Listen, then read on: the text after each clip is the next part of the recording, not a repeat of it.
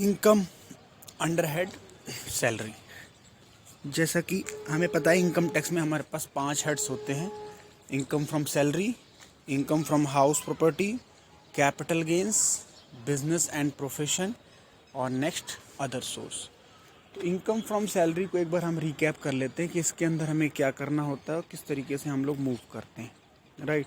तो देखो, income from salary में हमें नॉलेज क्या होनी चाहिए, इसमें बेसिकली हमें पता होना चाहिए कि कौन कौन सी चीज़ें, कौन कौन से आइटम्स सैलरी के हेड में ऐड होंगे। यानी जो आपको एम्प्लॉयर आपको पैसे दे रहा है एज ए एम्प्लॉय, तो आपके उस सैलरी में क्या क्या चीज़ें ऐड होंगी वो हमें इस चैप्टर में पढ़ना है। राइट।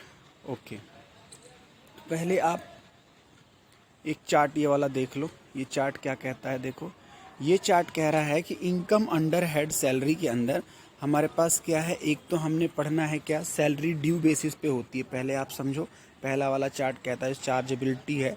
हमें ये ध्यान रखना है कि सैलरी जो है ड्यू बेसिस पे मिलती है। मतलब ड्यू और receive which ever is earlier को हम देखते हैं और हम उसको ऐड कर देते हैं। मतलब अगर आपकी तनख्वाह मान लीजिए 30 मार्च को ड्यू होती है लेकिन मिलती 7 अप्रैल को है, तो हम मार्च में उसको ऐड करेंगे ड्यू बेसिस पे। राइट। उसके बाद हमें ध्यान रखना है कि सैलरी के अंदर हमें 3 डिडक्शंस मिलती हैं जो सिर्फ सैलरी के लिए हैं। डिडक्शंस जो अंडर चैप्टर 6 वाली है वो तो ओवरऑल इनकम से हैं, वो पांचों हेड के बाद माइनस होती है। लेकिन हर हेड में अपनी कुछ डिडक्शंस एग्जम्पशंस हैं। तो यहाँ पे सैलरी हेड में देखो, अंडर सेक्शन 16 की 3 चीज़ें याद रखनी है आपको। एक स्टैंडर्ड डिडक्शन जो नई आई थी, 50,000 रुपये फ्लैट माइनस हो जाते हैं आपकी सैलरी हेड से। दूसरा एंटरटेनमेंट अलाउंसेस माइनस होंगे आपके। और तीसरा professional tax. Right. Standard deduction तो देनी ही देनी है हर एम्प्लॉय को, लेकिन एंटरटेनमेंट और प्रोफेशनल अगर उसको मिला होगा या प्रोफेशनल टैक्स उसने पे किया होगा तभी माइनस करेंगे। राइट। चलो, अब सैलरी में बेसिकली हमें मिलता क्या है, बेसिक सैलरी मिलती है। राइट। हमें हमारा एम्प्लॉय क्या देता है, बेसिक सैलरी देता है। और क्या देता है बताओ, अलाउंसेस देता है कई टाइप के, अभी हम देखेंगे। और कुछ सुविधाएं देता है जिसे हम परक्विजिट्स बोलते हैं। सुविधाएं जैसे कि कार दे दी गई आपको घर दे दिया गया, आपको गाड़ी दे दी गई, आपको नौकर दे दिया गया, तो इसे फैसिलिटी बोलते हैं, इसे परक्विजिट्स बोलते हैं। हालांकि वो कैश में नहीं मिला, लेकिन उसकी वैल्यू इनकम टैक्स के अकॉर्डिंग निकालने का तरीका बताया गया है। उसके अकॉर्डिंग हम निकालेंगे और उसको सैलरी में ऐड करेंगे। राइट।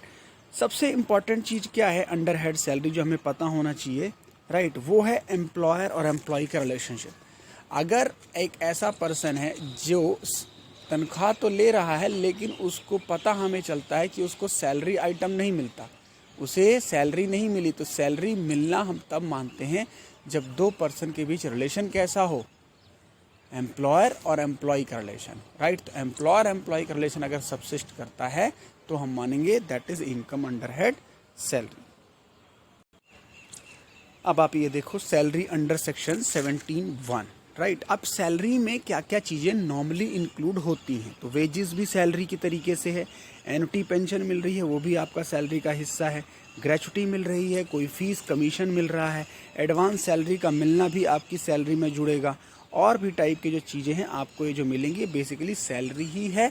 जब हम किसी एम्प्लॉय का सैलरी टैक्सेबल निकालेंगे तो इन सब चीज़ों को ऐड करेंगे। राइट। अब हमारे पास पहली चीज़ है अलाउंसेस, जिसका आपको पूरी नॉलेज होनी चाहिए। अलाउंसेस का मतलब होता है जब आप कोई खर्चा पे कर रहे हो, आपका कोई खर्चा है और उस खर्चे को आपका मालिक बोलता है कि ये पैसे आप मुझसे ले लो और यहाँ से अपने खर्चे पे कर दो। राइट। तो उसे हम अलाउंसेस बोलते हैं। फॉर एग्जांपल, जैसे मान लीजिए आप रूम में रहते हैं, आपके पास घर नहीं है, तो कंपनी आपको उस रूम रेंट के लिए कुछ पैसे देगी, उसे हम बोलते हैं हाउस रेंट अलाउंसेस। आपके बच्चे हैं, स्कूल जाते हैं, तो आपका एम्प्लॉयर क्या कर सकता है, बच्चों की शिक्षा के लिए education allowance, children education allowances दे सकता है। इस तरीके से तो हमें ये पढ़ना है सैलरी के हेड में। जब हम क्वेश्चन करेंगे तो हमें ये पता होना चाहिए कि कौन सा अलाउंसेस कितना टैक्सेबल है और कौन सा अलाउंसेस पे टैक्स है ही नहीं, मतलब वो मिलेगा तो हमें उसको सैलरी में नहीं जोड़ना, और कितना अमाउंट कुछ ऐसे हैं जिसकी कुछ लिमिट तक टैक्सेबल है और कुछ टैक्स माफ़ है। तो 3 कैटेगरी है हमारे पास, देखो, एक फुल्ली एक टैक्सेबल, एक पार्टली टैक्सेबल और एक फुल्ली एग्जेम्प्ट। तो मेन जो प्रॉब्लम आती है वो आती है पार्टली टैक्सेबल में, क्योंकि इसका हमें पूरी कैलकुलेशन पता होनी चाहिए। तो याद क्या करना है आपको, फुली टैक्सेबल कौन से हैं? एंटरटेनमेंट अलाउंसेस अगर मिलता है फुली टैक्सेबल है। डियरनेस अलाउंसेस, महंगाई भत्ता बोलते हैं इसको, ये मिलता है फुली टैक्सेबल है। पार्टली टैक्सेबल कौन सा है? हाउस रेंट अलाउंसेस है, स्पेशल अलाउंसेस है। फुल्ली एग्जेम्प्ट कौन सा है? अगर आप हाई कोर्ट के जज हैं और आपको अलाउंसेस मिल रहा है, या आप यूएनओ में काम करते हैं, वो आपको अलाउंसेस देता है, तो वो पूरी तरीके से माफ़ है। और बात करें फुली टैक्सेबल की, तो देखो ओवर टाइम अलाउंसेस है, फिक्स मेडिकल है, सिटी कंपनसेटरी है, ये याद रखने हैं आपको। इंट्रीम अलाउंसेस है, सर्वेंट अलाउंसेस है, प्रोजेक्ट अलाउंसेस है, टिफ़िन लंच है, और वार्डन अलाउंसेस है। और नॉन प्रैक्टिसिंग कोई चीज़ ना करने का अलाउंस अगर आपको मिलता है तो उसे हम बोलते हैं non practising allowances. Transport allowances मिल रहा है आपको, तो वो क्या है? फुल्ली टैक्सेबल है, राइट। और अगर हम फुल्ली एग्जाम्प्ट की बात करें तो और कंपनसेटरी अलाउंसेस अगर जज को मिलता है, right. Allowances granted to employee outside India अगर आप काम करते हो मिलता है। तो मेनली मैंने आपको बताया, आपको याद करना है कौन सा अलाउंसेस टैक्सेबल, कौन सा एग्जाम्प्ट और कौन सा कितनी लिमिट तक माफ, राइट। अब वैसे तो हर अलाउंसेस का डिस्कशन क्लास में ही हो सकता है, प्रैक्टिकल क्लास में, लेकिन कुछ अलाउंसेस में जैसे एचआरए एक ऐसा अलाउंस है जिसकी कैलकुलेशन आपको करनी आनी चाहिए। वो 3 तरीके से कैलकुलेशन बताता है कि कितना माफ़ होगा। तो बेसिकली जो हमें हाउस रेंट अलाउंसेस मिलता है वो 3 फेज़ में हम उसको कैलकुलेट करते हैं। पहले हम देखते हैं हमें कितना मिला, राइट। हमें कितना अलाउंसेस मिला, उसमें से हम माइनस करते हैं कितना हमें एग्जेम्प्ट होगा, और वो माफ़ होता है 3 चीज़ों में सबसे कम। 3 चीज़ें हम निकालेंगे। पहला क्या है? देखो एचआरए कितना मिला, एक चीज़। दूसरा रेंट कितना पे किया, उसमें से माइनस करो अपनी 10% ऑफ सैलरी, राइट। और फिर 50% ऑफ सैलरी।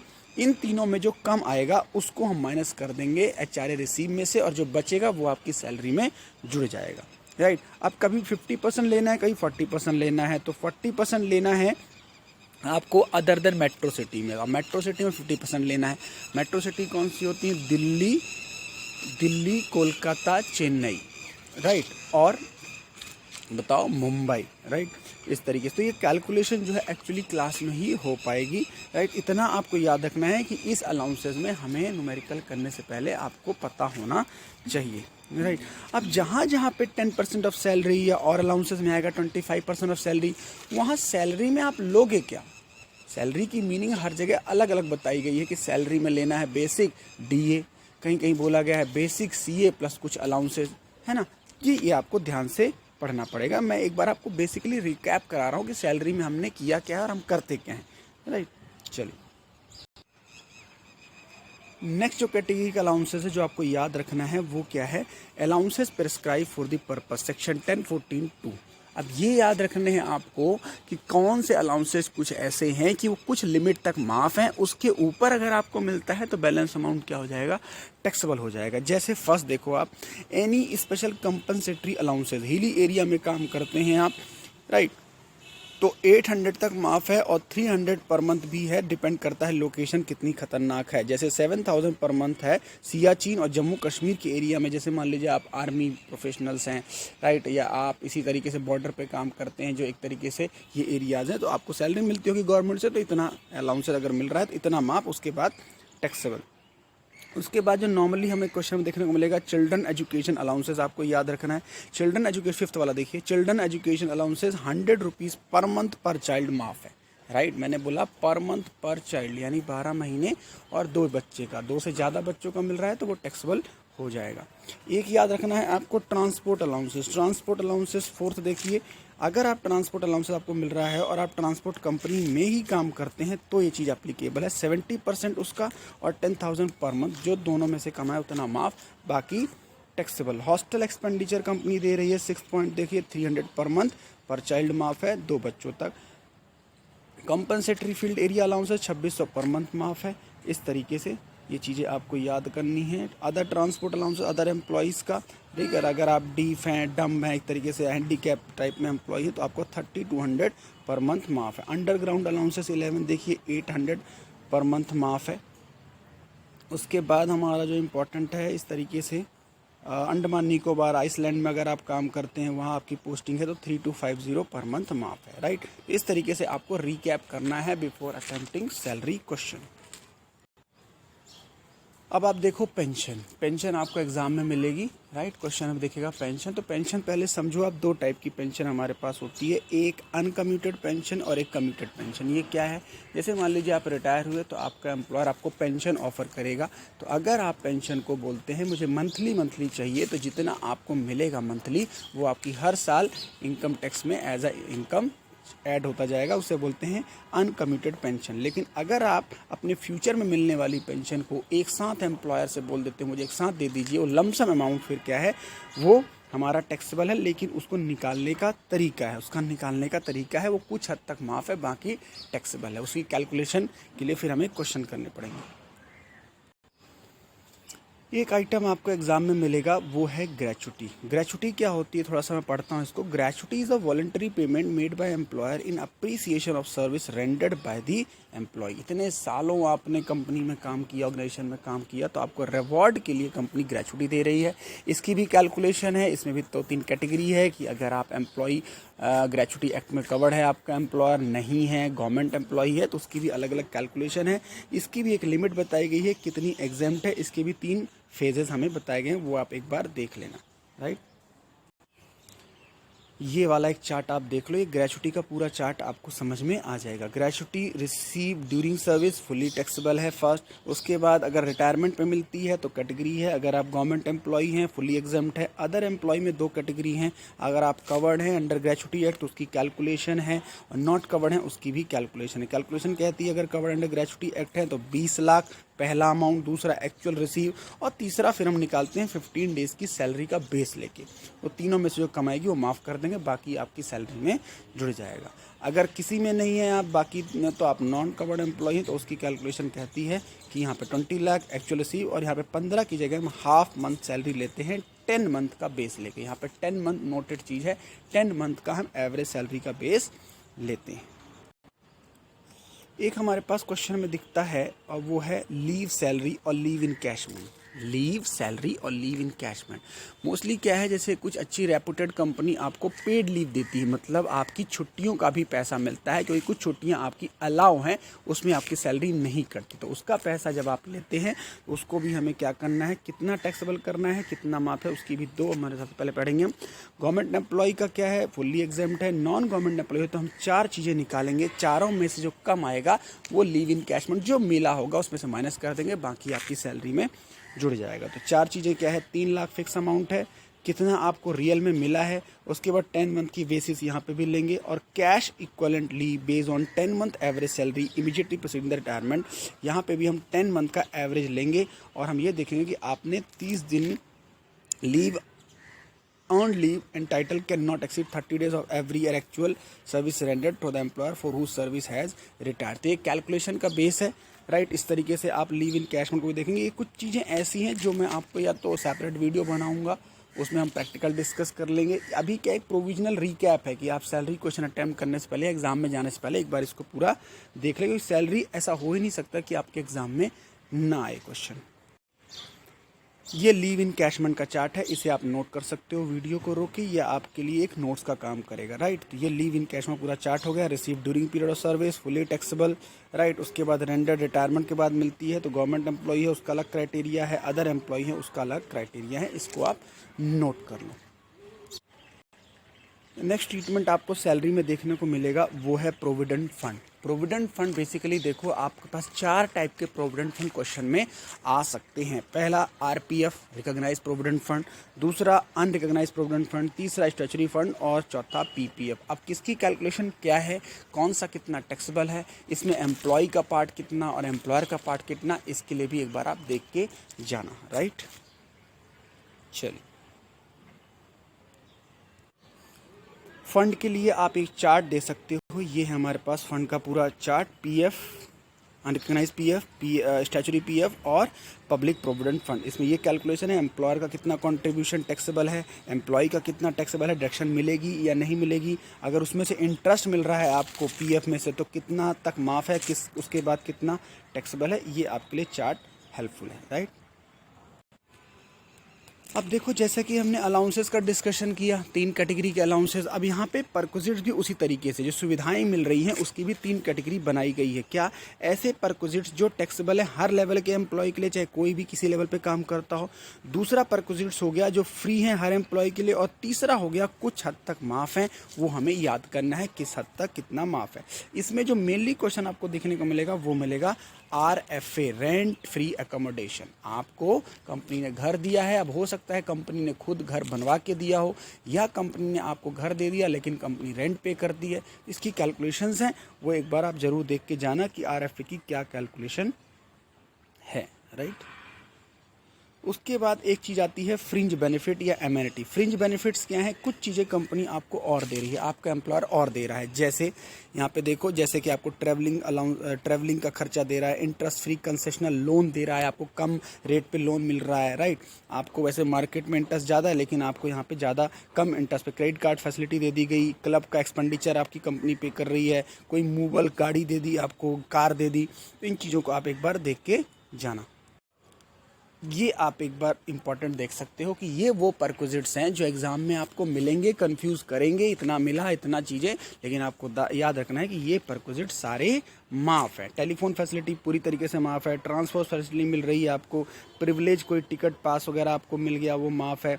अगर आप गवर्नमेंट एम्प्लॉई हैं आपको कोई परक्विजिट मिल रहा है पूरी तरीके से माफ़ है, राइट। रिफ्रेशमेंट आपको कंपनी दे रही है, माफ़ है। रिक्रिएशनल फैसिलिटी आपको दी जा रही है, माफ़ है। और लंच में ध्यान रखना, लंच भी माफ़ है लेकिन एग्ज़ाम में देखना 50 मील तक माफ़ होता है, उसके बाद वो टैक्सेबल है, राइट। लीव ट्रैवल कंसेशन ये भी माफ़ है, राइट। इसमें लेकिन थोड़ी सी कैलकुलेशन है और ट्रैवल की कुछ जर्नी लेवल तक हम देखते हैं।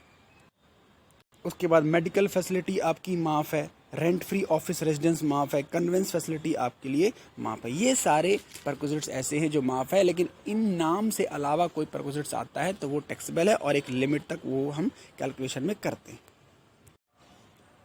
मेडिकल फैसिलिटी को एक बार आप पढ़ के जाना। मेडिकल फैसिलिटी में हम ये देखते हैं कि वो ट्रीटमेंट के लिए क्या क्राइटेरिया रहा, वो मेडिकल हॉस्पिटल किसका था, राइट। खर्चे किसने बियर करे, इंडिया में इलाज हुआ या बाहर इलाज हुआ, इसका एक बार आप पूरा ये डिस्कशन देख के जाना। जो मैं आपको दिखा रहा हूँ इसको आप एक बार पढ़ लेना, राइट। ये सारी चीज़ें एक बार आप मेडिकल का क्विकली देख के चले जाना, राइट। एक बार RFA में ये भी आप देखना कि जो आपको एकोमोडेशन मिला है क्या वो फर्निश है या अनफर्निश है। अगर वो अनफर्निश मिला है तो नॉर्मल कैलकुलेशन, राइट। उसके बाद अगर वो फर्निश मिला है तो उसमें हम क्या करते हैं, वैल्यू ऑफ फर्नीचर को भी लेते हैं। अगर कंपनी ने परचेज करके दे दिया है तो उसकी कॉस्ट का परसेंटेज लेते हैं। अगर आपसे कुछ चार्ज ले रही है या आपका वो कंपनी कुछ EMI पे कर रही है उस फर्नीचर का, तो उस EMI को हम जोड़ देंगे, राइट। एक बार आप ये चार्ट देख के जाना। वैल्यू ऑफ मूवेबल एसेट्स आपको कंपनी दे रही है तो इसमें ध्यान रखना है, अगर लैपटॉप्स मिल रहा है, कंप्यूटर मिल रहा है तो उसका बेनिफिट की वैल्यू ऐड नहीं होती, वो पूरी तरीके से माफ़ है। लेकिन अगर आपको कंपनी मूवेबल एसेट्स के अलावा यानी लैपटॉप कंप्यूटर के अलावा आपको कोई चीज़ दे रही है तो फिर हम 10% कॉस्ट का ऐड करते हैं। और अगर बाई चांस कंपनी आपसे कुछ चार्ज ले रही है तो उस चार्ज को हम माइनस कर देंगे, राइट। लास्ट में जब आप सैलरी निकाल लेना, सारा बेसिक निकाल लेना, बोनस निकाल लेना और कमीशन निकाल लेना, सारे अलाउंसेस परक्विजिट्स करने के बाद फिर हम क्या करते हैं, ग्रॉस सैलरी में से डिडक्शन माइनस करते हैं। ग्रॉस सैलरी में डिडक्शन माइनस करने के बाद हमारे पास आती है टैक्सेबल सैलरी जो हमारी ग्रॉस टोटल इनकम का पार्ट बनेगा। 3 डिडक्शन मैंने आपको बताया था। स्टैंडर्ड डिडक्शन 50,000 फ्लैट मिलता है। एंटरटेनमेंट अलाउंसेस कितना माफ़ होगा, देखो जो आपको मिला उसमें 3 लिमिट को हम चेक करेंगे। 1/5 बेसिक सैलरी निकालेंगे, फिर 5,000 फिक्स है और जितना मिला है उसमें से इन तीनों चीज़ों में जो कम होगा वो माइनस कर देंगे। अगर कुछ नहीं बचता है, नेगेटिव वैल्यू आ जाती है तो फिर इसका मतलब वो माफ। प्रोफेशनल टैक्स है, स्टेट गवर्नमेंट लगाती है। प्रोफेशनल टैक्स अगर आप पे करते हैं तो आपको डिडक्शन मिलेगी, लेकिन अगर प्रोफेशनल टैक्स आपका एम्प्लॉय दे देता है तो पहले वो जुड़ेगा आपकी सैलरी में, फिर माइनस होगा, राइट। तो इस तरीके से हमारा पूरा सैलरी का ये डिस्कशन हो गया। इस तरीके से आप एक बार देख लो, इस तरीके से आप कंप्यूटेशन ऑफ सैलरी इस तरीके से एग्जाम में लिखोगे। हेडिंग कंप्यूटेशन ऑफ सैलरी, उस पर्सन का नाम और असेसमेंट ईयर आप लिखोगे जो आप पे एप्लीकेबल है। इस तरीके से आप करोगे। बेसिक सैलरी निकालोगे, DNS allowances, commission, entertainment allowances receive, है ना, फिर PF का contribution, medical expense, gross salary आएगी। ग्रॉस सैलरी में अभी जो मैंने पढ़ाया तीनों अलाउंसेस अगर हैं तो माइनस करोगे। स्टैंडर्ड तो देना ही देना है आपको। फिर आ जाएगी income from salary, right. Income from salary निकालने के बाद वही आपकी सैलरी में ऐड हो जाएगा। क्लियर? चलो, ये हमारा एक तरीके से रिकैप हो गया income from salary, right. Detail से मैं नहीं करा पा रहा हूँ क्योंकि मुझे उसके लिए प्रैक्टिकल चाहिए, उसके लिए मुझे क्वेश्चन का सपोर्ट चाहिए। I will try to make another video, but इससे एग्जाम में आपको हेल्प मिलेगी। सैलरी का question as I told you 8 से 10 नंबर का हर लेवल के एग्जाम में आता है, चाहे वो BBA हो, BCom हो, CA इंटर हो, सबके। एक छोटा सा ये वीडियो हमारे लिए